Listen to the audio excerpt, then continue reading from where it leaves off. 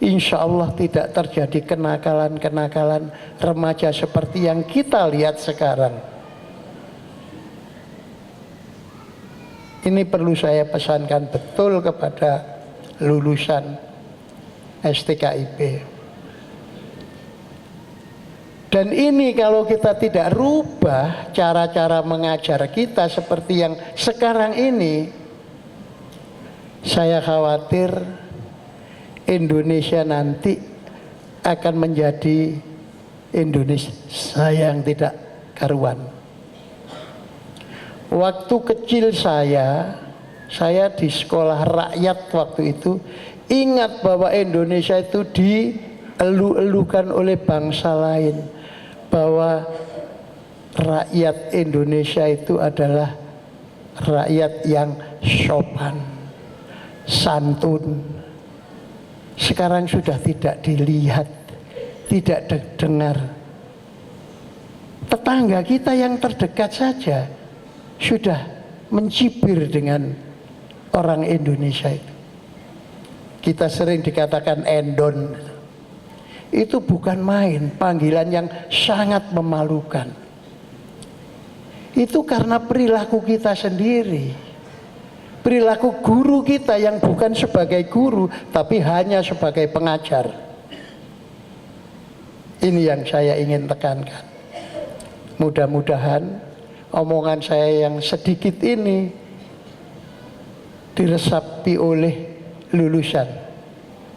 Apalagi kita kalau dengar pada akhir-akhir ini, maaf saya bukan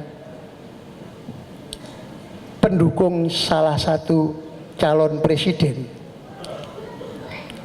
tapi saya mendengar betapa hati saya sangat bangga melihat salah seorang calon presiden ingin mengadakan revolusi mental. Dan itu kalau dia diamanati oleh rakyat Indonesia untuk menjadi presiden, dan dia taat asas untuk menerapkan apa yang diinginkan, melakukan revolusi mental itu, insya Allah kita akan menjadi manusia yang dibanggakan oleh dunia. Banyak sekali ungkapan-ungkapan bahwa Indonesia itu sekarang bisa menjadi negara terbesar ke-7, paling bisa terbesar ke-5 dalam arti ekonomi dan lain sebagainya. Tapi nanti kalau mental kita itu sudah pulih tahun 40-an dulu, kita bukan hanya terbesar ke-7, ke-5, bisa terbesar ke-1 di dunia ini. Kalau kita lihat di mana-mana, di Amerika, di Eropa, di Australia, di Afrika, tidak ada potensi-potensi yang baik seperti yang kita miliki, tidak ada. Karena ketamaan-ketamaan pemimpin kita saja, hanya ingin memimpin, ingin berkuasa, ingin kaya. Sampai anggota DPR-nya juga seperti itu. Itu mudah-mudahan dengan pemimpin baru kita nanti, kita akan betul-betul berubah. Kita akan bersama-sama melakukan revolusi mental, itu bisa menjadikan perilaku bangsa Indonesia ini menjadi baik seperti nenek moyang kita dulu. Sekali lagi saudara-saudara, kurikulum 2013 menekankan adanya pendidikan perilaku, pendidikan karakter yang baik. Itu tolong ditekankan. Saya 8 tahun yang lalu untuk memimpin SMP, SMA dan SMK Wijaya Putra itu sudah melaksanakan pendidikan budi pekerti. Yang pemerintah waktu itu belum melakukan apa-apa. Saya berulang kali mengirim surat kepada para pejabat, tidak dihiraukan. Sekarang baru kurikulum 2013 ini dilaksanakan pendidikan budi pekerti itu. Dan itu tidak berbeda dengan yang dilaksanakan di sekolah-sekolah Wijaya Putra yang kami laksanakan. Dan tambahan ini kepada anak-anak saya, lulusan yang sekarang ini dan bahkan yang lulusan kemarin-kemarin STKIP, kalau ingin menambah pengetahuan pendidikan budi pekerti, kami persilahkan untuk datang kembali ke kampus. Kami siap untuk memberikan. Dan para guru SMP, SMA, SMK Wijaya Putra siap untuk turun ke tempat-tempat saudara untuk memberikan tambahan pendidikan budi pekerti yang sudah kami laksanakan selama 8 tahun, sejak 8 tahun yang lalu. Itu saja yang bisa saya sampaikan. Mudah-mudahan diresapi oleh wisudawan, mudah-mudahan bisa diterapkan di sekolah masing-masing. Cukup sekian. Billahi taufik wal hidayah. Assalamualaikum warahmatullahi wabarakatuh. Hadirin selanjutnya, orasi ilmiah dengan judul Peran Guru pada Kurikulum tahun 2013 yang akan disampaikan oleh Profesor Dr. Rusiono. Yang terhormat Profesor Dr. Rusiono MPD, kami persilahkan.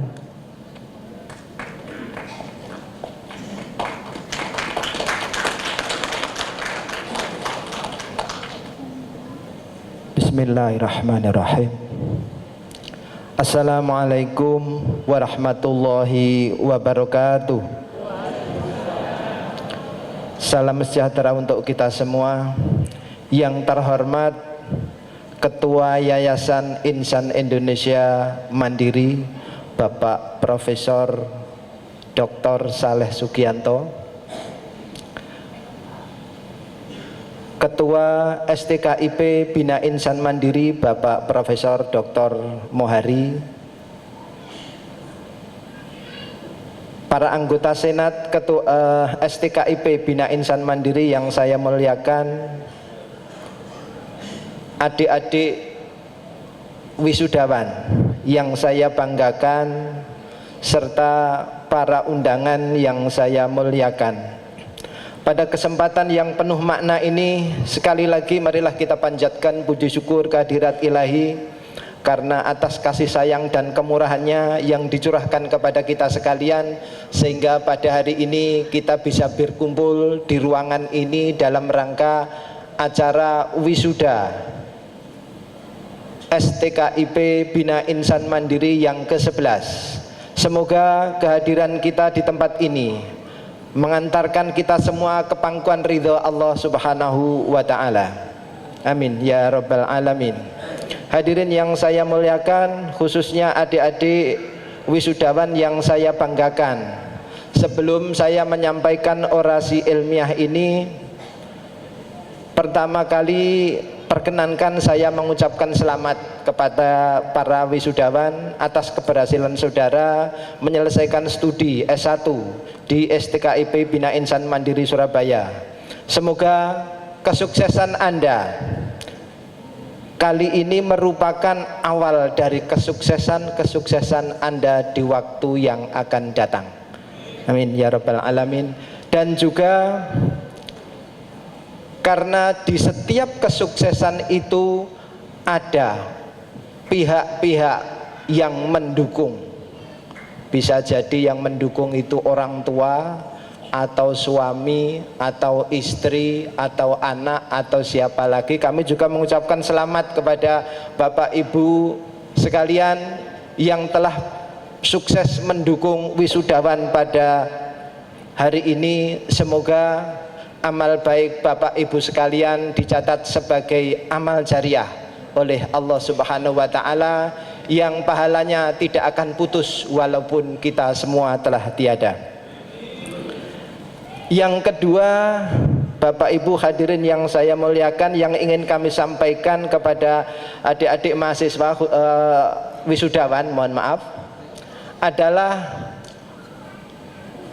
kami secara pribadi sudah sangat yakin dan tidak meragukan atas kompetensi adik-adik wisudawan sekalian. Jangan sampai ditafsirkan orasi ilmiah ini merupakan tambahan ilmu atau bekal, bukan. Tetapi begini, filosofinya orasi ilmiah ini adalah ibarat orang tua yang akan melepas anaknya hidup mandiri, tentu akan diberi dua bekal. Yang pertama adalah pesan, yang kedua doa. Jadi ini tidak lebih dari pesan, karena secara akademik saya pribadi tidak meragukan kemampuan adik-adik wisudawan. Tadi disebut oleh Profesor Saleh Sugianto, saya adalah mahasiswa beliau, bimbingan beliau. Jadi kalau saya menyapa adik-adik wisudawan itu sudah tepat. Jadi kalau dalam dunia persilatan saya dengan adik-adik wisudawan itu tunggal guru, kira-kira begitu. Jadi yang kedua doa itu nanti saya membaca acara susunan acara ini di akhir itu ada doa, sehingga kalau kami tadi sebagai semacam pesan begitu, maka kami mengambil topik orasi ini peran guru pada kurikulum 2013. Adik-adik wisudawan hadirin yang saya muliakan, sebenarnya banyak upaya pemerintah dalam meningkatkan kualitas pendidikan. Salah satunya adalah sertifikasi. Itu yang paling dalam tanda petik paling besar gaungnya di masyarakat. Tidak hanya di guru tetapi juga di masyarakat secara luas. Karena fenomenalnya kebijakan itu, bahkan dulu awal-awal sertifikasi itu tidak hanya masyarakat yang tidak percaya, tetapi guru pun banyak yang tidak percaya. Bahkan selorohnya guru itu sertifikasi itu nanti akan dibayar dengan yen. Maksudnya yen ono duite, katanya begitu. Tetapi sekarang itu jadi kenyataan. Artinya apa? Artinya bahwa keinginan pemerintah untuk meningkatkan kualitas pendidikan di Indonesia itu sangat-sangat serius. Bahkan di tengah-tengah kita sekarang ini ada anggota dewan yang kita muliakan yang berkenan hadir di tengah-tengah kita. Mungkin juga ini bisa kita manfaatkan untuk kita menyampaikan inspirasi atau aspirasi kita. Tadi saya walaupun saya juga baru ketemu beliau pada tadi, beliau sangat terbuka. Jadi nanti kalau ada apa-apa dengan yang saya sampaikan tidak cocok dengan kondisi real para guru, karena adik-adik ini sebagian besar insya Allah sudah guru, bahkan ada yang guru besar juga karena besar begitu. Nanti tolong diralat dan disampaikan kepada beliau. Adik-adik yang saya hormati dan para undangan yang saya muliakan, sertifikasi sudah berjalan. Kemudian tadi sudah disinggung oleh Prof. Saleh Sugianto bahwa sekarang ini pemerintah sedang menggalakkan kurikulum 13. Dan itu nanti peran-peran apa yang bisa kita lakukan, insya Allah saya akan sampaikan sekilas sebagai pesan saya. Yang pertama ingin saya sampaikan, untuk bisa melaksanakan kurikulum 13, adik-adik sekalian, itu dasarnya adalah guru sebagai profesi. Karena nanti di kurikulum 13 itu kalau kita mau melaksanakan sungguh-sungguh, kita tidak bisa menjadi guru sambil menjadi guru, tidak bisa. Tetapi harus betul-betul serius. Karena di situ didasari pengembangan kurikulum 13 itu didasari oleh guru sebagai profesi, dan itu sudah ditegaskan oleh Undang-Undang Republik Indonesia tahun 2005 tentang guru dan dosen, pasal 1 ayat 1 yang mengatakan bahwa guru adalah pendidik yang profesional.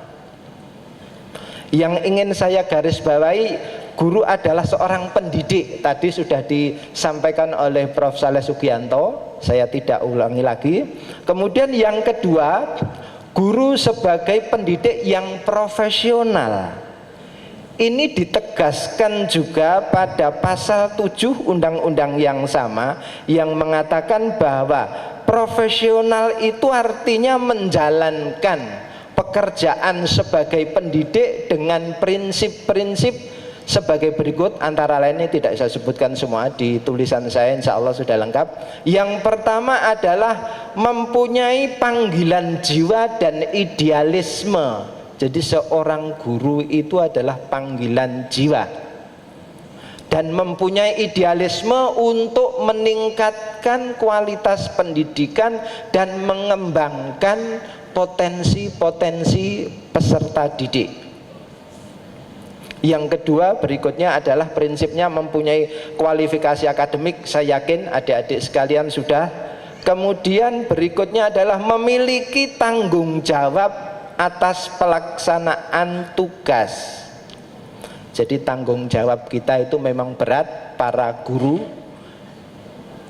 mendidik bangsa, anak muda bangsa lah, kira-kira begitu. Kemudian yang ini yang penting biasanya, tapi jangan ini saja yang diperhatikan, yaitu memperoleh penghasilan yang ditentukan sesuai dengan prestasi kerja. Biasanya ini yang diperhatikan ini saja, prinsip-prinsip yang lain tidak. Tadi juga saya sampaikan kepada anggota Dewan yang terhormat, saya ucapkan selamat dan bangga untuk STKIP BIM bisa bekerja sama dengan anggota Dewan yang terhormat, sehingga nanti apa-apa keluhan para guru, alumni bisa langsung disampaikan kepada beliau. Hal ini sesuai juga dengan pendapat yang disampaikan oleh Ornstein dan kawan-kawan. Beliau mengatakan bahwa salah satu kriteria sebagai profesi itu adalah mempunyai standar ekonomi dan prestis yang tinggi untuk pelaksanaan tugasnya. Adik-adik para wisudawan yang mungkin sebagian besar sudah guru, tadi saya sampaikan kepada beliau, karena saya berani menyampaikan ke beliau, Bapak anggota Dewan ini, karena beliau sangat terbuka sekali. Nanti kalau salah tolong nanti diralat disampaikan kepada yang bersangkutan, karena beliau tadi mengatakan begini, saya lebih senang yang menyampaikan ke saya adalah yang bersangkutan langsung. Ini beliaunya masih ada di sini. Saya mengatakan begini, Bapak Dewan yang terhormat, ini untuk para guru ini yang sudah PNS itu tidak ada masalah. Artinya penghormatan terhadap kerja mereka sudah cukup layak untuk sebagai seorang profesional. Tetapi yang untuk yang non PNS, Bapak, saya bilang, ini beliaunya masih ada di sini. Karena menurut pengamatan saya di lapangan, untuk guru-guru yang non PNS itu, khusus apalagi yang guru SD dan TK, itu masih banyak yang gajinya itu di bawah 400.000. Kalau salah nanti jangan diralat sekarang, tapi menyampaikannya kepada Bapak Dewan yang ada di depan itu. Ini sangat merupakan kerjasama yang sangat baik ini untuk kita semua, untuk BIM. Selamat Bapak Profesor Mohari yang saya sangat hormati, dan beliau juga dosen dan pembimbing kami. Kemudian ini tadi juga di kajiannya Ornstein ini juga mengatakan begitu, tidak di Indonesia tetapi. Kemudian yang ingin saya sampaikan yang kedua adalah konsep pembelajaran di kurikulum 2013. Di sana secara eksplisit ditegaskan bahwa pembelajaran dipandang sebagai profesi pendidikan yang memberi kesempatan kepada peserta didik untuk mengembangkan potensi, menjadi kemampuan yang semakin lama semakin meningkat, mencakup sikap, pengetahuan, dan keterampilan. Ini persis yang disampaikan oleh Prof.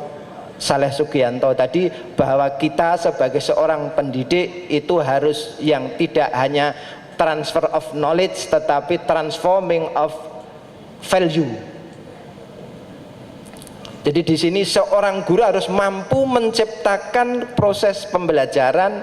Dalam pengertian ini, seorang guru ketika tidak tahu tentang model-model pembelajaran, pendekatan pembelajaran, metode pembelajaran, media pembelajaran, tidak mungkin bisa melaksanakan pembelajaran seperti yang dituntut oleh kurikulum 13. Jadi ini tugas adik-adik wisudawan berikutnya. Tadi sangat betul yang disampaikan oleh Prof. Saleh Sugianto dengan juga Prof. Mohari tadi, lulus bukan berarti berhenti belajar, karena masih ada ini tuntutan-tuntutan operasional khususnya untuk kurikulum 13, yaitu mempelajari berbagai model pembelajaran, pendekatan pembelajaran, dan metode pembelajaran, serta prinsip-prinsip pemilihan dan pemanfaatan media. Karena tanpa itu guru tidak bisa melaksanakan pembelajaran sesuai yang diamanatkan oleh kurikulum 2013. Kemudian filosofi, adik-adik sekalian, filosofi dari kurikulum 13 ini juga beberapa yang kami sampaikan, tidak semua karena sudah tertulis di semuanya. Yang pertama adalah pendidikan berakar pada budaya bangsa. Untuk ini tadi sudah disinggung, tidak saya jelaskan. Untuk bisa melaksanakan pembelajaran berakar pada budaya bangsa, kita dituntut untuk menguasai konsep dan implementasi pendidikan karakter. Ini tidak saya singgung berikutnya. Kemudian di kurikulum 13 prinsip yang dianut adalah mengembangkan keseimbangan antara pengembangan sikap spiritual, sosial, rasa ingin tahu, kreativitas, dan kerjasama intelektual dan psikomotor. Ini juga memerlukan model-model pembelajaran dan pendekatan pembelajaran yang inovatif, harus kita kuasai. Jadi tadi persis, jadi waktu saya ngobrol dengan Bapak Dewan tadi, beliau juga mengatakan bahwa, dan ini betul yang saya amati di lapangan, dan juga berdasarkan yang eksplisit dinyatakan oleh Ornstein, itu mengatakan bahwa rata-rata guru di negara berkembang itu komitmen kualitasnya kurang. Mungkin tidak semua, jadi saya yakin yang di ruangan ini tidak semua seperti itu, tetapi ini perlu kita sampaikan, karena mungkin ada sebagian dari kita yang memang komitmen untuk meningkatkan kualitas pendidikannya masih perlu ditingkatkan. Kemudian mengembangkan sikap, pengetahuan, keterampilan, serta menerapkan dalam berbagai situasi di sekolah dan di masyarakat. Ini kalau kita lihat di kurikulum 13, untuk melaksanakan ini guru-guru tidak hanya dituntut tahu tentang isi kurikulum, tetapi juga dituntut untuk mampu mengaitkan isi kurikulum dengan kehidupan sehari-hari sesuai dengan kondisi yang dialami oleh peserta didik. Karena apa? Karena di sana disampaikan bahwa pendekatan yang ditawarkan oleh kurikulum 13 ini adalah pendekatan sains. Jadi tidak lagi guru itu menyampaikan semua ilmu yang diketahui, tetapi kita diwajibkan membiasakan kepada peserta didik bagaimana dia bisa belajar sendiri, mencari pengetahuan sendiri. Jadi kita bukan satu-satunya sumber pengetahuan. Kita sebagai fasilitator belajar peserta didik. Karena kita tidak mungkin menyampaikan semua pengetahuan. Dan jujur banyak guru yang dalam hal teknologi komunikasi kalah dengan siswanya. Anak-anak kita itu kalau bicara tentang HP, tentang Android itu yang tua-tua ini bingung ini. Android itu iki piye le? Nah, sering begitu, saya sendiri sering bertanya kepada anak. Jadi kita tidak mungkin menyampaikan ilmu pengetahuan kepada peserta didik semuanya, tetapi kita bisa menjadi fasilitator belajar mereka. Sehingga status kita di sini adalah kita pendidik itu sebagai pembantu proses belajar anak didik atau peserta didik. Yang terakhir adik-adik wisudawan yang saya sampaikan, pelaksanaan atau implementasi kurikulum 13 itu memerlukan penguasaan terhadap multimedia, karena di sana pembelajarannya adalah pola pembelajaran berbasis multimedia yang dihadapi, sehingga kita dari hari ke hari selalu meningkat dan meningkat kompetensi kita dalam melaksanakan pembelajaran. Ini saja yang bisa kami sampaikan. Mohon maaf atas segala kekurangannya. Saya akhiri, semoga kesuksesan adik-adik wisudawan pada hari ini merupakan awal dari kesuksesan Anda di waktu yang akan datang. Billahi taufiq wal hidayah. Assalamualaikum warahmatullahi wabarakatuh.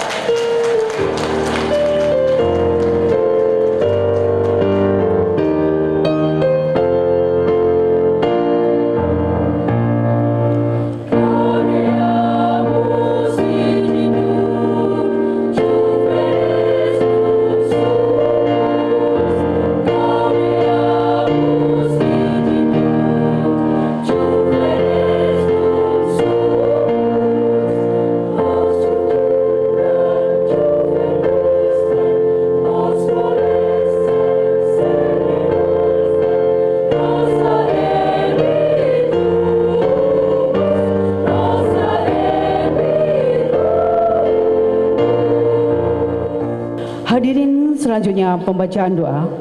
Yang terhormat Bapak Haji Mulus Sugiarto SOS MSI, kami persilahkan. Bismillahirrahmanirrahim. Assalamualaikum warahmatullahi wabarakatuh. Waalaikumsalam. Selamat siang dan salam sejahtera buat kita semua. Yang terhormat Ketua Yayasan Insan Indonesia Mandiri Bapak Profesor Haji Saleh Sugianto MSI PhD beserta Ibu. Yang terhormat segenap pengurus, pengawas dan pembina Yayasan Insan Indonesia Mandiri. Yang terhormat Ketua STKIP Bina Insan Mandiri. Yang terhormat segenap sivitas akademika STKIP Bina Insan Mandiri dan para wisudawan-wisudawati, hadirin sekalian yang berbahagia. Marilah kita bersama-sama memanjatkan rasa syukur kita kepada Allah Subhanahu wa taala atas limpahan rahmat nikmat yang telah diberikan pada kita semua. Bapak Ibu hadirin sekalian yang kami hormati, tidak mengurangi rasa hormat kami kepada Bapak Ibu yang beragama non-muslim, kami persilakan untuk berdoa sesuai dengan keyakinannya masing-masing. Ilahad Nabil Mustafa Muhammadin sallallahu alaihi wasallam. Al-Fatihah. A'udzubillahi minasyaitonir rajim. Bismillahirrahmanirrahim. Allahumma salli wa sallim ala Sayyidina Muhammad wa ala ali Sayyidina Muhammad. Radiyallahu ta'ala an kulli sahabati Rasulillah ajma'in walhamdulillahi rabbil alamin.